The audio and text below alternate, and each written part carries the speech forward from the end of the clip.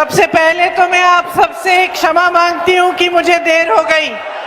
मैं आज छत्तीसगढ़ से आई हूं, इसीलिए थोड़ी सी देर हो गई। वहां पे टाइम लगा, हेलीकॉप्टर वगैरह से जाना था, इसलिए तो आप सबने इंतजार किया, इसके लिए मैं बहुत बहुत आभारी हूं। श्री जितेंद्र सिंह जी, श्री जीतू पटवारी जी, श्री उमंग सिंगार जी, श्री अरुण यादव जी, श्री अशोक सिंह जी, श्री नीतू सिकरवार जी, श्री हेमंत कटारे जी, श्री कमलेश्वर पटेल जी, श्री सत्यनारायण पटेल जी, श्री मधुराज तोमर जी, श्री दीपक शर्मा जी, श्री नीलांशु पटेल जी, आप सबका इस सभा में बहुत बहुत स्वागत। और जितने भी उपस्थित नेतागण हैं, पदाधिकारीगण, आप सबका भी स्वागत। मेरी प्यारी बहनों, मेरे प्यारे भाई, इस सभा में आप सबका भी बहुत बहुत स्वागत। एक बार मेरे साथ कहिए, राम जानकी जी की, पटिया वाले बाबा की। आपकी खास श्रद्धा है पटिया वाले बाबा के साथ के प्रति, है ना? देखिए, ये वीरों की धरती है। मैं जानती हूं कि जो भी नेता यहाँ आता होगा वो आपसे यही बात कहता होगा, कहता है कि नहीं? लेकिन सच्चाई है कि ये वीरों की धरती है। आपने यहाँ से कितने अपने जवान बेटे हमारी सरहदों पे भेजे, सेना में भेजे, हमारी देश की रक्षा करने के लिए। इसीलिए ये धरती हमारे लिए हमेशा पवित्र धरती मानी जाएगी।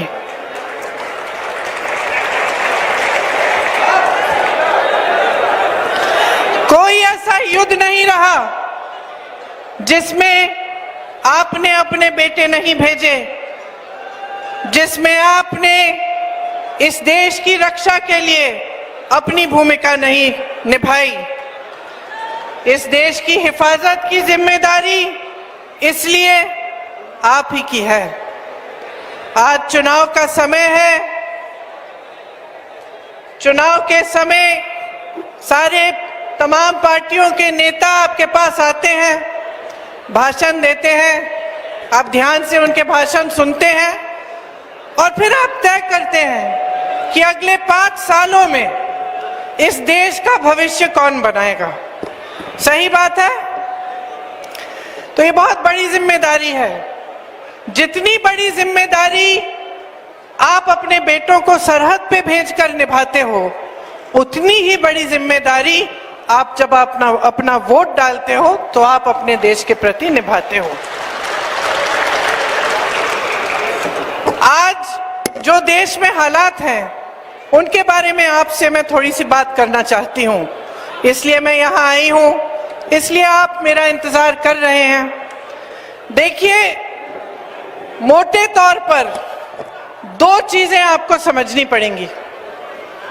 सबसे पहली ये कि जो देश में 10 सालों के लिए नरेंद्र मोदी जी की सरकार चल रही है, वो किस तरह की सरकार है, उसने आपके लिए क्या क्या किया, क्या नहीं किया। और हमारे प्रधानमंत्री जी का ध्यान क्या आपके प्रति है या फिर कहीं और रहता है। मोटे तौर पे आपको ये एक बात समझनी पड़ेगी। दूसरी बात आपको समझनी पड़ेगी कि आपकी क्या परिस्थितियां हैं। तो इन दोनों चीजों के बारे में मैं आपसे बात करूंगी। तो सबसे पहली बात ये कि आपकी परिस्थिति क्या है। आज देश में बड़ी बड़ी समस्याएं हैं, आप उन समस्याओं का सामना करते हो। आप देश के किसान हो, मजदूर हो, देशवासी हो, आपका जो जीवन है, जो आपके संघर्ष हैं, आप सुबह उठते हैं, काम पे जाते हैं, किसी को रोजगार किसी के पास है, किसी के पास रोजगार नहीं है, कोई जॉब कर रहा है, कोई खेती में काम करता है, कोई महिला कहीं काम करती है, खेती में हाथ बटा देती है, फिर घर आके काम करती है। आप इस समय अपने जीवन के समय रोजाना कौन सी मुश्किलों का सामना करते हो। आज देश में परिस्थितियां ये है कि बेरोजगारी 45 सालों में सबसे ज्यादा है। मेरे सारे भाई यहाँ पे खड़े हैं, आप बताइए आप में से किसी को रोजगार मिला है पिछले 10 सालों में? आप ये भी बताइए कि आप में से पढ़े लिखे कितने बच्चे हैं? देखा, सारे हाथ उठे हैं। अब पढ़े लिखे आप हैं, आपके माता पिता ने खूब मेहनत करके पढ़ाया है। आज किसी भी छोटे गांव में चले जाएं आप, मैं यूपी में काफी घूमी हूं, यूपी के छोटे से छोटे गांव में गरीब से गरीब घर में परिवार के जो सदस्य हैं सबसे पहले अपने बच्चों को पढ़ाने के लिए मेहनत करते हैं। क्यों? क्योंकि वो चाहते हैं कि उनके बच्चों का जो भविष्य हो वो उनके भविष्य से ज्यादा उज्जवल हो। सारे माता पिता यही चाहते हैं कि बच्चा बड़ा होगा, रोजगार मिलेगा, कमाएगा, हम बुढ़े होंगे, हमारी भी देखभाल करेगा। इसीलिए बहुत मेहनत से, चाहे किसी भी तरह से कमा पाए, मुश्किल से वो अपने बच्चों की परवरिश करते हैं, अपने बच्चों को शिक्षा दिलवाते हैं। अब महंगाई इतनी बढ़ चुकी है कि इतना करना भी मुश्किल है, क्योंकि आपको कुछ खरीदना पड़ता है, फीस भरनी पड़ती है, बच्चों के लिए कपड़े, यूनिफॉर्म, वर्दी खरीदनी पड़ती है, मुश्किल पड़ती है। आजकल महंगाई इतनी है कि मिट्टी के तेल का भाव, दाल का भाव, सब्जियों का भाव सब बढ़ गया है। तो बच्चों की परवरिश करना भी एक तरह से मुश्किल हो गया है, लेकिन फिर भी आप मेहनत करके करते हैं। बच्चा बड़ा होता है, इम्तिहान देता है, पढ़ाई में पास भी हो जाता है, फिर भर्ती के इम्तिहान आते हैं। अब उसके सामने क्या दिखता है उसे? भर्ती के इम्तिहान है, ट्यूशन लगता है, ट्यूशन के लिए आपको फीस भरनी पड़ती है, फिर आप शायद कुछ कर्ज लेंगे या फिर खूब मेहनत करके और फीस के पैसे इकट्ठे करेंगे और उस बच्चे को ट्यूशन भी करा देंगे भर्ती के इम्तिहानों के लिए। आगे बढ़ते हैं, वो इम्तिहान देता है, परीक्षा देता है, पेपर लीक हो जाता है, घोटाले हो जाते हैं। कोई कहीं पे बैठा हुआ उस बच्चे की मेहनत का फायदा उठा के खूब पैसे कमा रहा है, लेकिन उस बच्चे की जिंदगी बर्बाद कर रहा है। ये होता है कि नहीं होता है? होता है। आप जानते हैं आप में से कितने लोगों ने पेपर दिए होंगे ऐसे। तो ये आप भर्ती के जब परीक्षा देते हैं तो आपके साथ ये होता है। दूसरी तरफ आप देखते हैं कि भाई देखें, हो सकता है सरकार ने कोई स्कीम निकाली हो मेरे रोजगार के लिए। पता चलता है कि जो अच्छे अच्छे रोजगार थे उनको सरकार खत्म कर रही है। कैसे? आप अपने बच्चों को सेना में भेजते हैं, सरकार क्या लाती है? अग्निवीर स्कीम। अग्निवीर स्कीम का मतलब बेटा सेना में भर्ती होगा, 4 सालों बाद घर आ जाएगा, फिर से बेरोजगार होगा। जो सारी जितनी भी सुविधाएं पहले मिलती थी सेना में, कोई सुविधा नहीं मिलेगी उसको। वो वापस आ जाएगा 4 सालों बाद, 5 सालों बाद, और फिर से घर पे नौकरी ढूंढने का काम शुरू करेगा। इस सरकार ने जहां जहां से आपको रोजगार मिल रहे थे वो सारे साधन बंद कर दिए। सरकार के बड़े बड़े कारखाने होते थे जिनको हम PSU कहते हैं, उनके सारे सब्सिडरी इन्होंने अपने खरबपति मित्रों को दे दिए हैं। देश का कोयला, देश के कोयले के खदान, देश के बंदरगाह, देश के हवाई अड्डे, देश की सड़कें, बिजली बनाने के जितने भी कारखाने थे, आज सारे प्रधानमंत्री जी के गिने चुने बड़े बड़े खरबपति मित्रों को सौंप दिए गए हैं। ये आपकी संपत्ति थी। क्यों? क्योंकि इससे सिर्फ आपको बिजली, कोयला ये सब नहीं मिलता था, इससे आपको रोजगार भी मिलता था। यहां से रोजगार बनते थे। और कहां से बनते थे रोजगार? जो छोटे और मध्यम जो इंडस्ट्री है हमारी, मतलब ये छोटे कारोबार, जैसे यहाँ पे शहर में पूरे हैं दुकानें, छोटे कारोबार, कोई मैन्युफैक्चरिंग का यूनिट है, कोई कुछ बना रहा है, इसमें आसानी से रोजगार मिल जाता था। कोई बिजनेस कर रहा है अपना, 2-3 लोगों को लगा लेगा, 50 लोगों को लगाएगा, 100 लोगों को लगाएगा, रोजगार मिल जाता था। नोटबंदी लाए मोदी जी, आपको बताया गया देशभक्ति कर रहे हो आप, लाइन में खड़े हो जाओ कतार में, आप सब देशभक्त हो, देशवासी हो, आपने मोदी जी की बात मानी, चले गए अपनी बचत लेके। मोदी जी ने आपसे कहा कि देखना इससे सारा काला धन वापस इस देश में आएगा। क्या आया? क्या आया? कोई हिसाब दिया उन्होंने आपको कि भाई इतना काला धन आया? नहीं दिया, क्योंकि आया ही नहीं। आपको कतार में खड़ा कर दिया। साथ साथ क्या हुआ? जो छोटे कारोबार थे, छोटे बिजनेस थे, छोटे दुकानदार थे, सारे पिस गए। नोटबंदी के बाद जीएसटी लाए, जीएसटी से हर चीज पे टैक्स। आज आप कुछ भी खरीदने जाएं उस पे टैक्स है। पेट्रोल डीजल आप खरीद नहीं सकते। महंगाई वैसे भी इतनी बढ़ गई है, उनके दाम बढ़ गए हैं, उनको अलग छोड़िए, बाकी हर चीज पे जीएसटी है।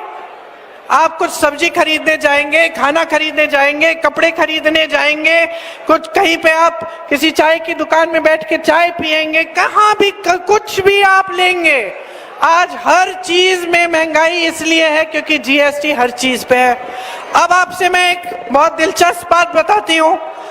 आप पे तो लग गई जीएसटी, खेती किसानी के सारे सामान पे लगी हुई है जीएसटी, दुकान में जाते हो जीएसटी, सब कुछ महंगा, गैस का सिलेंडर 1200 का। बड़े बड़े खरबपतियों पे जो टैक्स लगी है, क्या मोदी जी ने उस टैक्स को भी बढ़ाया है इन 10 सालों में? नहीं बढ़ाया है। उन पे टैक्स जो लगती है वो वहीं की वहीं है, और आप पे टैक्स जो लग रही है वो बढ़ गई है। उनके कर्ज मोदी जी ने 16 लाख करोड़ माफ किए हैं। सोच भी सकते हैं कि कितना है ये पैसा? मैं खुद नहीं सोच सकती, इसलिए जहां जहां मैं भाषण देती हूँ कभी गलती से 16,000 बोल देती हूँ, फिर मैं उतरती हूँ मंच से, मेरे ऑफिस के लोग कहते हैं भाई 16 लाख है, 16 लाख करोड़। मतलब किसी साधारण इंसान के दिमाग में भी इतना बड़ा एक आंकड़ा समझना मुश्किल है।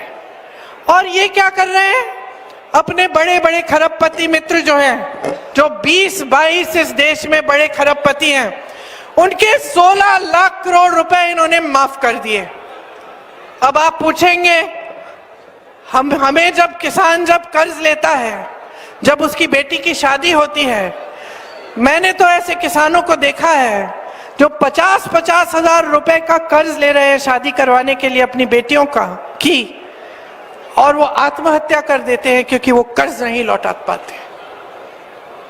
10,000 रुपए के लिए, 50,000 रुपए के लिए, 1 लाख रुपए के लिए आज देश का किसान आत्महत्या करता है, और देश का खरबपति देश की संपत्ति से, आपके सरकारी बैंकों से 16 लाख करोड़ रुपए का कर्ज अपना माफ करा देता है। ये चल रही है बहनों और भाइयों सरकार आपके देश में। जब आपके बेटे सरहद पे जाते हैं, खून पसीना दे के आते हैं देश के लिए, तो उनकी ये उम्मीद है कि जो सिंहासन पे बैठेगा, जो हमारे देश के प्रधानमंत्री बनेंगे, उनका ध्यान सिर्फ बड़े बड़े खरबपतियों की तरफ होगा? क्या ये उम्मीद रखते हैं आप अपने नेताओं से? कैसी परंपरा रही है हमारे देश की, महात्माओं से लेकर राजनीति से पहले धर्म की जो परंपराएं रही हैं, उन्हीं ने तो हमारी राजनीति की परंपरा की नींव डाली। महात्मा गांधी जी ने जो आंदोलन किया ब्रिटिश साम्राज्य के खिलाफ, किस पे आधारित था? वो हिंदू धर्म की सीख पे आधारित था। कांग्रेस पार्टी किस पे आधारित है? हिंदू धर्म जो सिखाता है उस पे आधारित है। कैसे? क्योंकि महात्मा गांधी जी ने जो आंदोलन किया उसमें एक ही उनकी धारणा थी, सत्य, सत्य के पथ पे चलना, और उस सत्य के आधार पर ये देश आजाद हुआ। ये हमारी परंपरा है। हमारी परंपरा है, गुरुओं महात्माओं से लेकर आज तक हमारी परंपरा ये रही है इस देश की कि जो सत्ता में रहता है वो देश की सेवा ही उसका धर्म बनता है और वो धर्म को इस तरह निभाता है कि वो देश की जनता को सर्वोपरि रखता है, भगवान की तरह मानता है। ये हमारी परंपरा रही है। आज हमारी सरकार जो है वो जनता के लिए नहीं चल रही है, वो आपके लिए नहीं चल रही है। कैसे पता चलता है? जब इनके नेता, भाजपा के नेता आपके सामने भाषण देने आते हैं तो जरा मुझे बताइए कि क्या क्या बातें करते हैं। मोदी जी से के मुंह से अगर किसी एक जने ने ये शब्द बेरोजगारी सुना हो तो हाथ उठाओ। सुना है? 10 सालों के लिए प्रधानमंत्री रहे हैं। अरे पूरी दुनिया में नाम बनाए आए हैं, पूरी दुनिया का भ्रमण कराए हैं, अपने लिए 2 हवाई जहाज 16,000 करोड़ रुपए के खरीद भी लिए हैं और भ्रमण किए हैं। अमेरिका से लेके, इटली से लेके फ्रांस, पता नहीं कहां कहां घूम आए हैं। अच्छी बात है, कहते हैं देश का नाम, मान सम्मान बढ़ा रहे हैं, ठीक है। लेकिन मोदी जी क्या इस देश की जनता को भूल गए हैं या फिर सत्ता इतनी हो गई है और मीडिया का अपार समर्थन है, खरबपतियों का अपार पैसा धन है कि जनता से कट चुके हैं। और भाइयों और बहनों, ये होता है। कोई पुलिस का बड़ा अफसर होता है, उसके सामने जो छोटे जो पुलिस के अधिकारी हैं वो डरते हैं कभी कभी सच बताने से। कभी कोई गलती हो गई, कुछ हो गया, बताएंगे नहीं। कोई सरकारी अधिकारी होता है, बहुत सत्ता होती है उसकी, बहुत अहंकार होता है, तो बाकी जो लोग हैं उनके पियान, उनके यहाँ जो काम करते हैं वो डरते हैं। मैंने देखा है प्रधानमंत्रियों के साथ क्या होता है, चमचे आ जाते हैं इर्द गिर्द, आते कि नहीं? सुबह उठते हो कहते हैं बहुत खिल रहे हैं नेताजी, भाषण देते हो कहते हैं बाबा क्या भाषण दिया आपने, आज तो आपने बढ़िया भाषण दिया। कुछ काम करते हो, किसी से मिल लेते हो, कहते हैं कि आज तो प्रधानमंत्री जी आपने तो सबको दिखा दिया, वाह किस तरह से आप मिले उस किसान से, है ना? यही होता है। लेकिन इसमें क्या होता है, जो आसपास के लोग हैं वो सच्चाई नहीं बताते हैं। जब वो सच्चाई बताना बंद करते हैं तो नेता कट जाता है जनता से।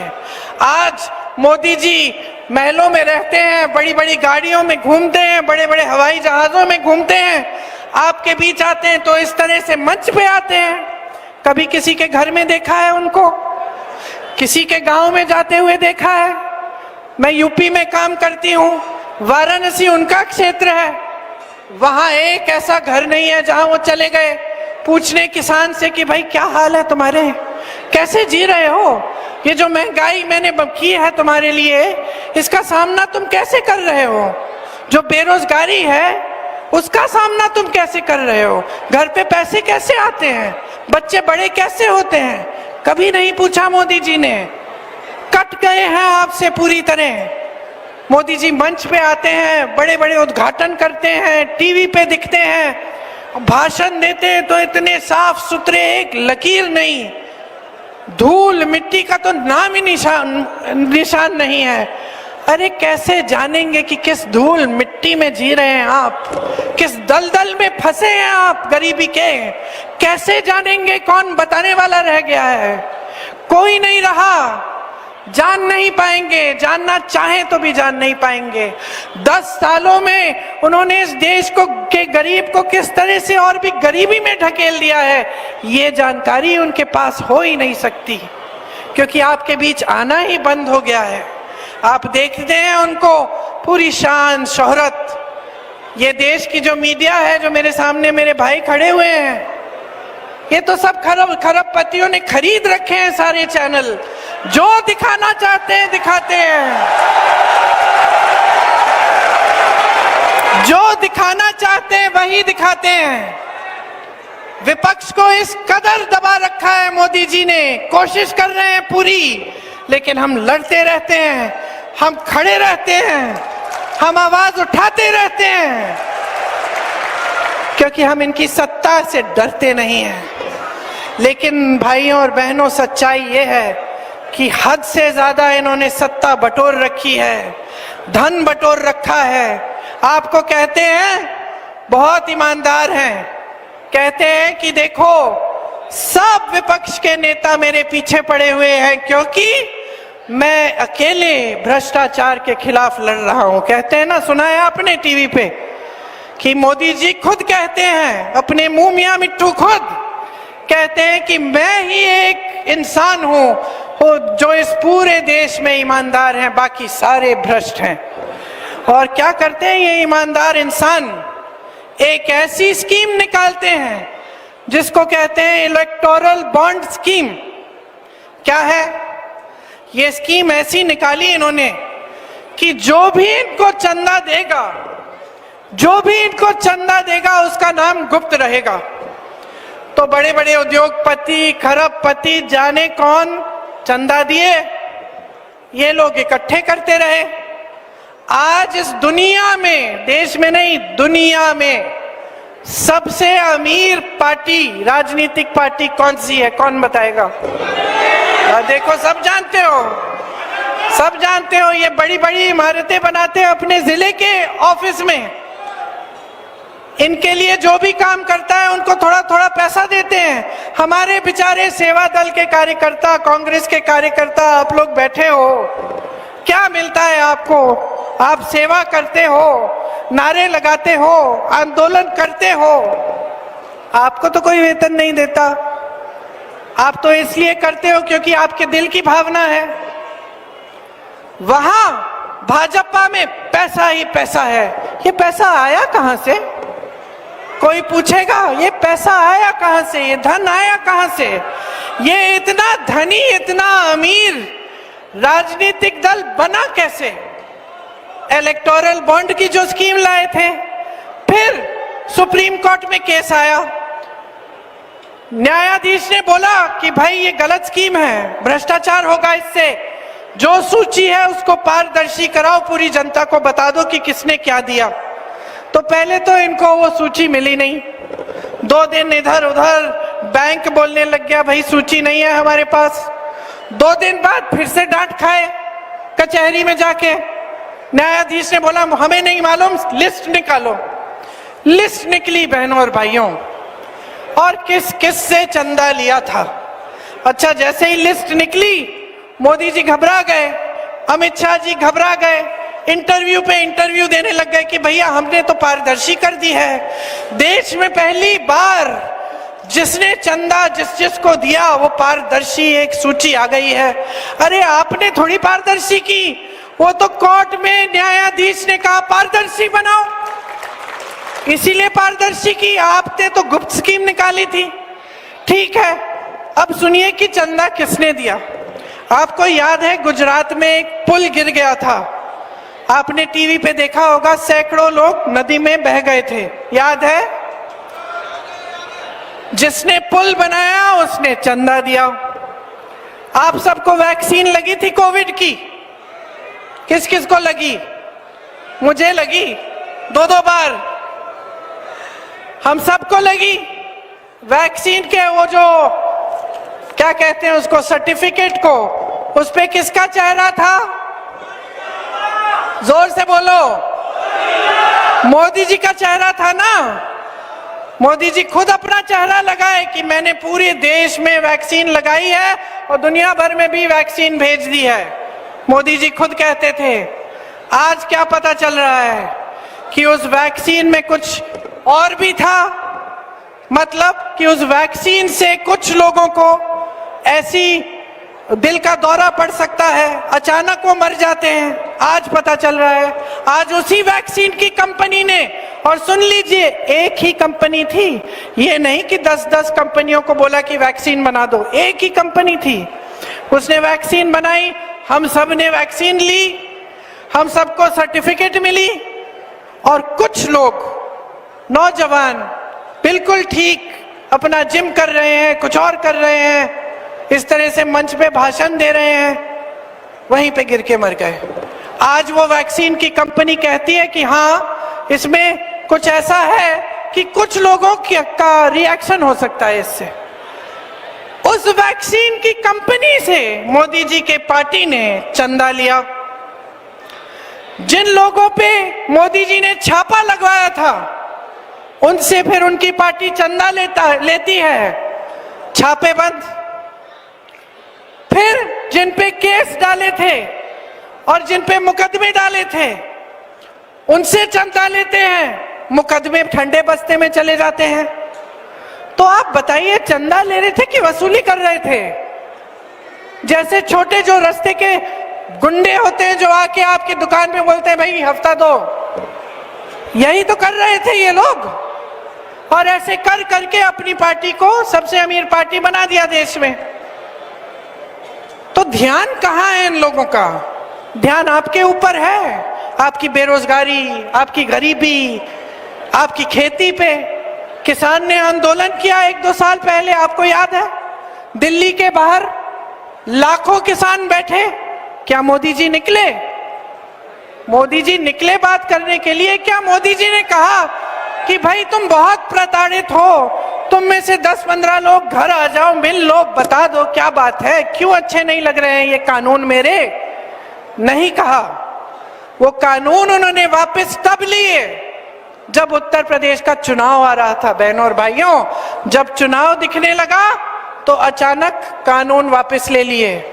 जब 600 किसान शहीद हो रहे थे तब कुछ नहीं किया। जब आपका मंत्री, इनकी सरकार का मंत्री उत्तर प्रदेश में और उसका बेटा जीप के पहियों के नीचे किसानों को कुचल रहा है, तो आप मंत्री को बचा रहे हो, उसके बेटे को बचा रहे हो। मैंने जाने की कोशिश की, उनके परिवार से मिलने के लिए मुझे गिरफ्तार कर दिया, लेकिन उनको गिरफ्तार नहीं किया जिसने किसानों को कुचला। ये सरकार चल रही है। तो अब ये सारी बातें आपके सामने हो रही हैं। मैंने आपको कहा देश की परिस्थिति समझो किस तरह की स्कीमें आ रही हैं, किस तरह से देश की सरकार बड़े खरबपतियों के लिए चल रही है, और फिर अपने अनुभव को समझो। अरे रोज सुबह उठते हो, नौकरी ढूंढने निकलते हो, क्या मिलता है? नौजवान खड़े हैं, नौजवानों को हम स्नातक पास को 1 लाख रुपए सालाना का अप्रेंटिसशिप देंगे। 30 लाख रोजगार खाली पड़े हैं। मोदी जी 10 सालों से आपको यहाँ पे इवेंट बाजी दिखा रहे हैं, लेकिन वो 30 लाख पद नहीं भर पाए। इतने बड़े प्रधानमंत्री हैं। मैं पहले कह रही थी, इनके जो नेता हैं कहते हैं कि अरे वाह मोदी जी जैसा कोई नहीं, ऐसे चुटकी बजाएंगे सारे जंग बंद हो जाएंगे दुनिया में। वाह, तो चुटकी बजाएं, रोजगार दें, चुटकी बजाएं, महंगाई कम करें, चुटकी बजाएं, नया अस्पताल बना के दें, आपको संस्थाएं बनाएं। जैसे पंडित जवाहरलाल नेहरू से लेकर सारे कांग्रेस के जितने भी नेता रहे प्रधानमंत्री, उन्होंने बनाई। IIT, IIM, एम्स, ये सब किसने बनाया? ये चुटकी बजाते रहे और आप खाई में रहे और खड़े रहे, आप संघर्ष करते रहे, आप गरीबी में धंसे रहे, आपको मदद करने के लिए नहीं आए। ये बात समझ लीजिए भाई और बहनों। आपके दिलों में इस देश के लिए कुछ प्रेम होगा कि आप अपने बच्चों को सरहद पे भेजते हैं। एक भावना होगी देशभक्ति की, नौटंकी की नहीं जो आपके सामने ये लोग दिखाते हैं, नौटंकी की नहीं, असली देशभक्ति की भावना। मैं ज्यादा इन चीजों के बारे में बात नहीं करती, लेकिन मैं आपको बता सकती हूं कि 19 साल की उम्र में जब मैं अपने शहीद पिताजी के टुकड़े घर लाई तो मैं नाराज थी इस देश से। मैं नाराज थी, मेरे दिल में ये भावना थी। मैंने अपने पिता को भेजा, तुम्हारा काम था सुरक्षित रखना। मैंने अपने पिता को हिफाजत से तुम्हारे पास भेजा और तुमने ये टुकड़े लौटा दिए मुझे, और वो टुकड़े इस झंडे में लपेटे हुए थे, देश के झंडे में। मैं नाराज थी। मैं समझती हूं शहादत का क्या मतलब है। जैसे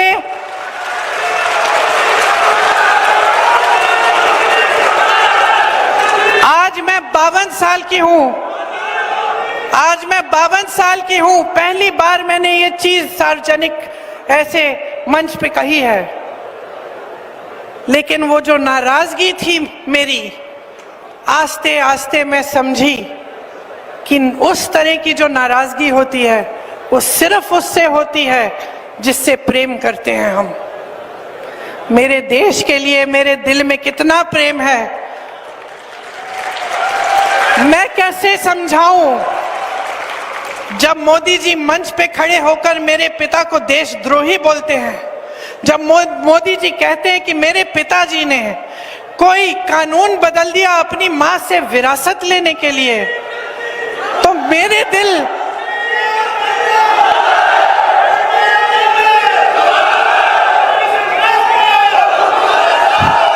तो मोदी जी इस बात को समझ नहीं पाएंगे कि मेरे पिताजी को विरासत में धन दौलत नहीं मिली, मेरे पिताजी को विरासत में शहादत की भावना मिली।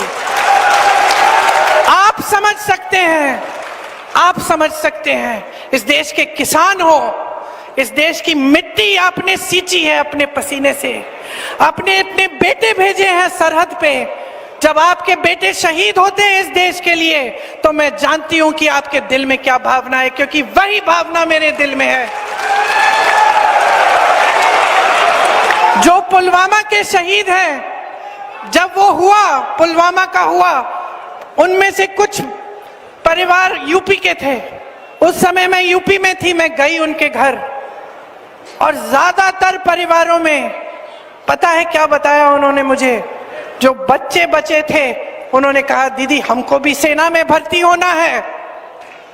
एक लड़की थी, उसका भाई एयरफोर्स में था, उसने कहा दीदी मैं पायलट बनूंगी, मैं एयरफोर्स में भर्ती होंगी।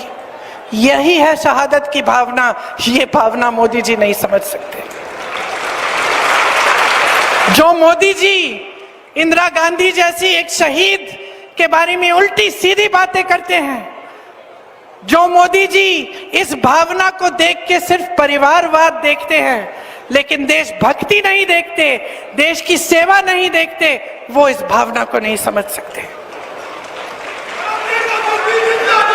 मैं आपको ये कहने आई हूं, मैं आपको ये कहने आई हूं कि हमें देशद्रोही कहें, हमें घर से निकाल दें, मेरे भाई को संसद से निकाल दिया, हम पे केस डाले, मेरे भाई पे इतने केस डाल दिए कि कभी इधर कभी उधर, कभी गुजरात में कभी बिहार में वो जाता है कचहरी, जाएगा, कुछ भी कर ले, मार डाले, लेकिन ये भावना हमारे दिल से कोई नहीं निकाल सकता।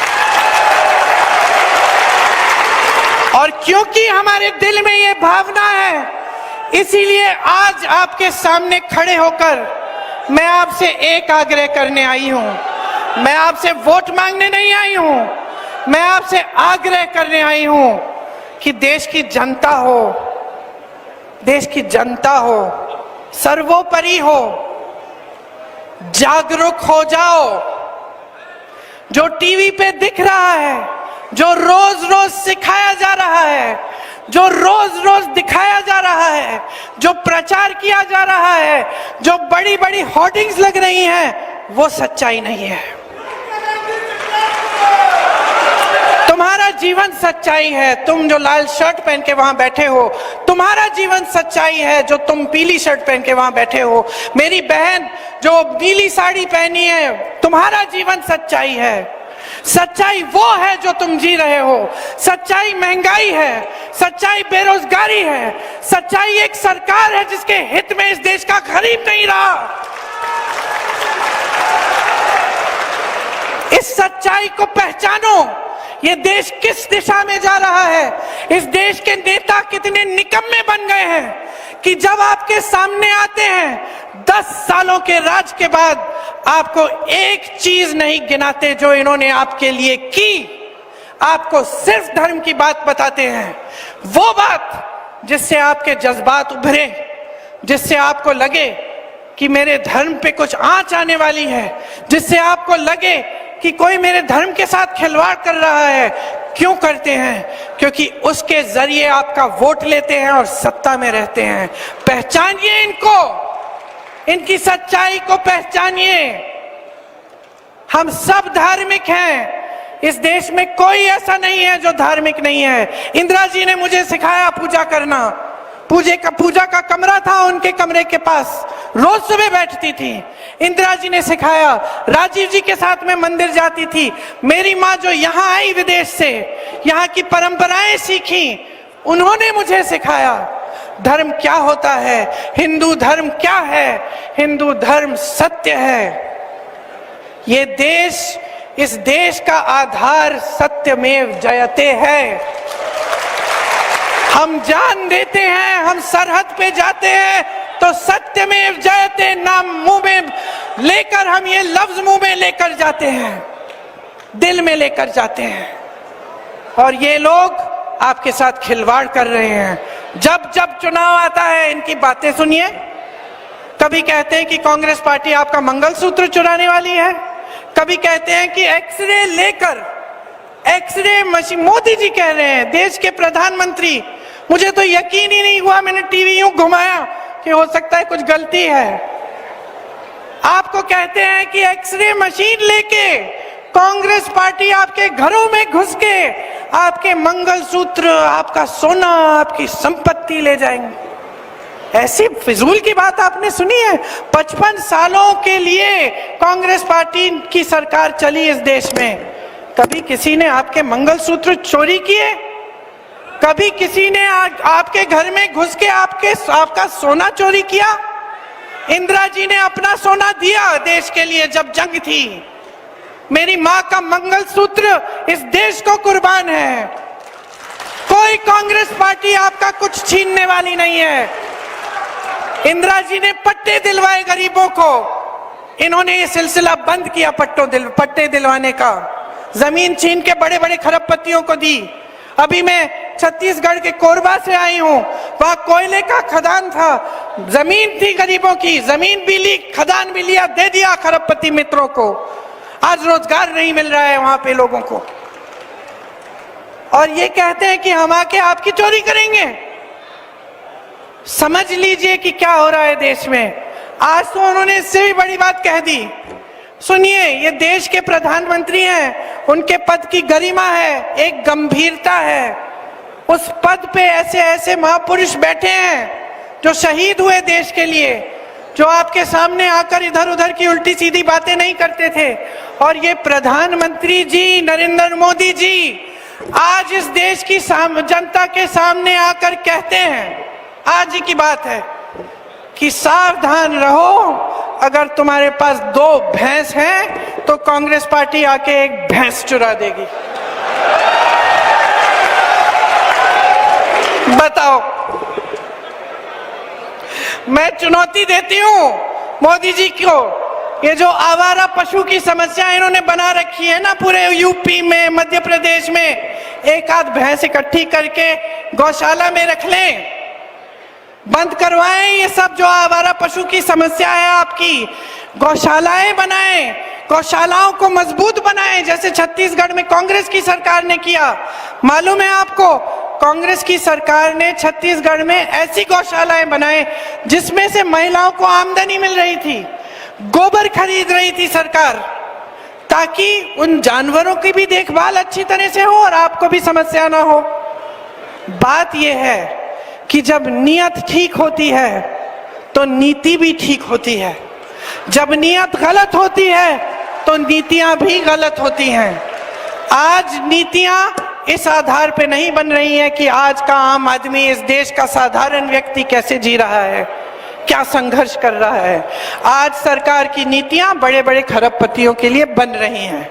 अब मैंने खूब लंबी बातें कर ली, आपने बहुत ध्यान से मेरी बातें सुनी, मैं देख रही हूं। मैं आपसे सिर्फ ये कहने आई थी कि जागरूक बनो, गहराई से इन बातों को समझो। जो बेवकूफ बनाने की कोशिश कर रहा है उसको पहचानो। जिसने सालों के लिए, दशकों के लिए, पीढ़ियों के लिए आपके लिए काम किया, जो कन्याकुमारी से लेकर कश्मीर तक पैदल चलता है ये कहने के लिए कि ये देश एक है, जनता को बताने के लिए कि हम सब एक परिवार है, हम सब भाई बहन हैं, उसको पहचानो और अपनी सच्चाई, अपनी असलियत को पहचान के ये जो कीमती वोट है जो संविधान ने आपको दिया है, इसको आप एकदम विवेक से इस्तेमाल करो। और मैं ये नहीं कह रही हूं कि किसी नेता के लिए अपना वोट दो, मैं ये नहीं कह रही हूं कि मेरे लिए अपना वोट दो, कि कांग्रेस पार्टी को ही जाना चाहिए। मैं कह रही हूं अपने विवेक का इस्तेमाल करो, पहचानो असलियत को।